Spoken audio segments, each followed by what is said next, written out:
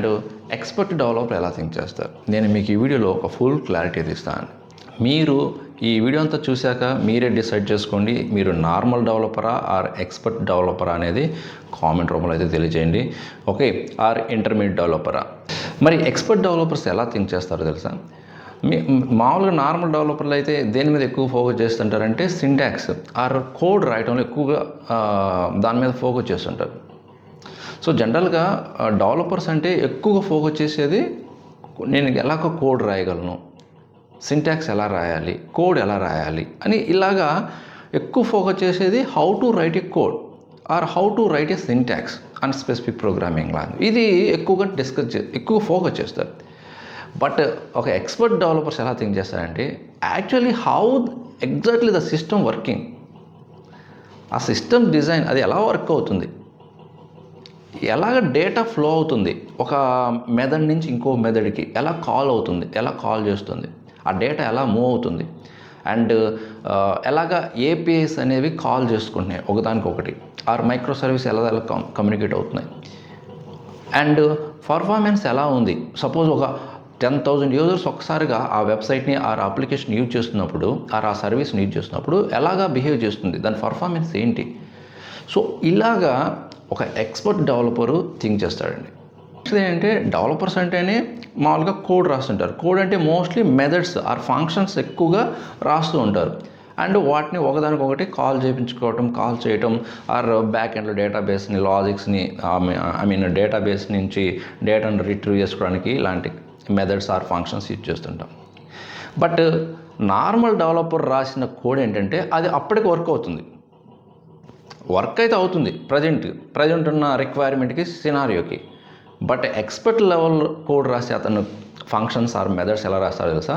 ఫ్యూచర్లో కూడా ఈజీగా యూజ్ చేసేలాగా రాస్తాడు, ఈజీగా మేనేజ్ చేసేలాగా రాస్తాడు. అండ్ సపోజ్ ఇప్పుడు 1 year దాటింది, ఇప్పుడున్న వర్కింగ్ ఎంప్లాయీస్ రిజైన్ చేసి లేకపోతే బయటకు వెళ్ళిపోయారు, వేరే న్యూ ఎంప్లాయీస్ వచ్చారనుకోండి. ఆ న్యూగా వచ్చిన ఎంప్లాయీస్కి కూడా ఈ ఏదైతే కోడ్ రాసి ఉన్నారో 1 year బ్యాక్ అది ఈజీగా రీడబుల్ ఫార్మాట్, ఈజీ అండర్స్టాండ్ వేలో ఎవరైతే కోడ్ రాస్తారో, సింటాక్స్ రాస్తారో, ఆ ఫంక్షన్స్ రాస్తారో, those are nothing but the expert level developers. అంటే వాళ్ళు రాసే కోడ్ ఫ్యూచర్లో ఎనీ డెవలపర్ ఆర్ ప్రోగ్రామర్ వచ్చినా కూడా ఈజీగా అండర్స్టాండ్ చేసుకోగలుగుతారు అండ్ మేనేజ్ కూడా చేయగలుగుతారు. మోడిఫై చేసుకోవటం ఆర్ రీయూజబుల్ చేసుకోవటం, సేమ్ ఫంక్షన్ని సేమ్ మెథడ్ని రీయూజబుల్ కోడ్ లాగా కూడా అలాగ ఉపయోగపడేలాగా ఈ ఎక్స్పర్ట్ డెవలపర్స్ రాస్తారనమాట కోడ్ని. ఎగ్జాంపుల్ చెప్పాలంటే నార్మల్ డెవలపర్స్ ఎలా చెప్తారంటే ఐ క్రియేటెడ్ అన్ ఏపీఐ అంటారు. అదే ఎక్స్పర్ట్ డెవలపర్స్ అయితే ఏం చెప్తారంటే my e-commerce application instead of using payment API directly we use like Kafka or asynchronous calls. In case payment అనేది స్లో అయినా కూడా వెబ్సైట్ అనేది స్మూత్గా రన్ అవుతుంది ఇలాగ కానీ యూజ్ చేస్తే. పేమెంట్ ఏపీఐ డైరెక్ట్గా యూజ్ చేయకుండా మీరు ఎప్పుడైతే ఆర్డర్ చేశారో వాళ్ళు కొన్ని టూల్స్ లైక్ కఫ్కా కానీ ఆర్ అసింక్రనస్ కాల్స్ కానీ యూజ్ చేస్తారు. సో పేమెంట్ అనేది స్లోగా ఉన్నా కూడా ప్రాసెస్, ఆ సర్వీస్, వెబ్సైట్ మాత్రం స్మూత్గానే రన్ అవుతుంది అనమాట. నెక్స్ట్ ఏంటంటే ఏదైతే కోడ్ రాస్తారో అది ఫ్యూచర్లో కూడా ఉపయోగలాగా కోడ్ రాస్తారు. They right the clean code and readable code and reusable code. Clean, readable and reusable code.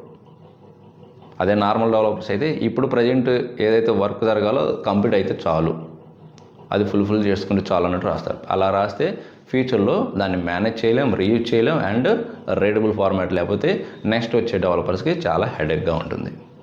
అదే జావా డెవలపర్స్ అయితే జావా స్ట్రీమ్స్ కాన్సెప్ట్ ఎక్కువ యూజ్ చేస్తుంటారు షార్ట్ అండ్ సింపుల్గా కోడ్ రాయడానికి. అండ్ అదేవిధంగా యూటిలిటీ మెథడ్స్ కూడా ఎక్కువ యూజ్ చేస్తుంటారు టు రీయూజ్ ద లాజిక్స్ ఏవైతే మెథడ్స్ ఏవైతే ఉంటాయో వాటిని రీయూజ్ చేయడానికి యూటిలిటీ మెథడ్స్ ఎక్కువగా తీస్తుంటారు. ఇంకా నెక్స్ట్ ఏంటంటే డీబగ్గింగ్ లెవెల్లో థింక్ చేసుకుంటే అదే మీరు beginner level or intermediate level అనుకోండి, ఒకసారిగా ఏదైనా బగ్స్ ఆర్ ఎర్రర్స్ వచ్చినాయి అనుకోండి, ఒకసారి ప్యానిక్ అయిపోతుంటారు. మరి ఏం చేయాలి, ఏంటి ఇన్ని ఎర్రర్స్ వచ్చాయని అనుకుంటారు. అదే వీళ్ళైతే ఎక్స్పర్ట్ లెవెల్ డెవలపర్స్ అయితే ఏం చేస్తారు, అదే ఎక్స్పర్ట్ లెవెల్ డెవలపర్స్ అయితే కామ్గా ఆ రూట్ కాజ్ ఎక్కడ ఉంది, అనేది స్టెప్ బై స్టెప్గా వాళ్ళు చెక్ చేసుకుంటారు. అలాగే సింపుల్గా వాళ్ళు ఈ లాక్స్ ఎర్రర్స్ మెసేజ్ ఇచ్చేసి అండ్ జెన్యూన్ టెస్ట్ కేసెస్ ఇచ్చేసి దాన్ని ఫిక్స్ చేసేస్తారు ఈజీగా. And at the same time ఏంటంటే వాళ్ళు చెక్స్ని యాడ్ చేస్తారు మళ్ళీ ఫ్యూచర్లో అవి రిపీట్ కాకుండా. అండ్ అదేవిధంగా ఎక్స్పర్ట్ డెవలపర్స్ వాళ్ళు ఏదైతే డెవలప్ చేసిన అప్లికేషను దాని పర్ఫార్మెన్స్ ఎలా ఉందో కూడా వాళ్ళు కేర్ తీసుకుంటారండి. అది లేకపోతే మీరు ఎంత బాగా అప్లికేషన్ డెవలప్ చేసినా పర్ఫార్మెన్స్ లేకపోతే ఏమవుతుంది? చాలా బ్యూటిఫుల్ వెబ్సైట్ ఉందనుకోండి మీ దగ్గర, బట్ అది చాలా స్లోగా లోడ్ అవుతుంది, ఆ వెబ్ పేజ్ ఓపెన్ కావట్లేదు అనుకోండి, ఎవరైనా యూజ్ చేస్తారా? ఎవరైనా విజిట్ చేస్తారా మళ్ళీ ఆ వెబ్సైట్? కాదు కదా.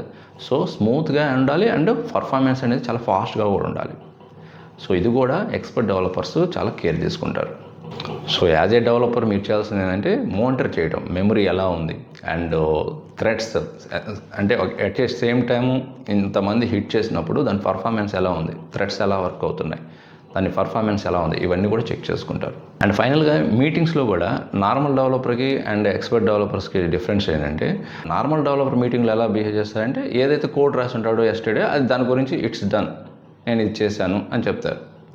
అదే ఎక్స్పర్ట్ డెవలపర్స్ అయితే అతను చేసిన కోడ్తో పాటు ఎక్కడెక్కడ బ్లాకర్స్ క్రియేట్ అయినాయి, నేను ఎలా వాటిని ఫిక్స్ చేశాను, అందరికి అండర్స్టాండ్ అయ్యేలాగా అతను మీటింగ్లో ఎక్స్ప్లెయిన్ చేస్తారు. సో ఇవన్నీ కొన్ని కీ పాయింట్స్ ఎక్స్పర్ట్ డెవలపర్స్ ఎలా థింక్ చేస్తారనేది. మరి మీరు ఏ పొజిషన్లో ఉన్నారో కామెంట్ రూపంలో తెలియచేయండి. అండ్ ఈ కంటెంట్ నచ్చితే లైక్ చేసి మీ ఫ్రెండ్స్కి కూడా షేర్ చేయండి and social media platform share చేయండి. అండ్ ఇలాంటి మోర్ వీడియోస్ మన యూట్యూబ్ ఛానల్ ఆల్రెడీ అప్లోడ్ చేస్తున్నాను, డెఫినెట్గా సబ్స్క్రైబ్ చేసుకోండి అండ్ మోర్ వీడియోస్ని కూడా అప్లోడ్ చేస్తాను. సో ఇంకొక మంచి యూస్ఫుల్ కంటెంట్తో మళ్ళీ కలుద్దాం. Thank you very much.